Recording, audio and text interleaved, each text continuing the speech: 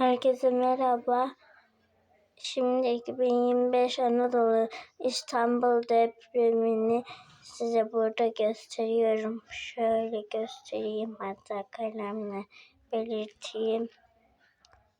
Şuradan şöyle İstanbul'da yaşayanlar gerçekten çok kötü bir şey.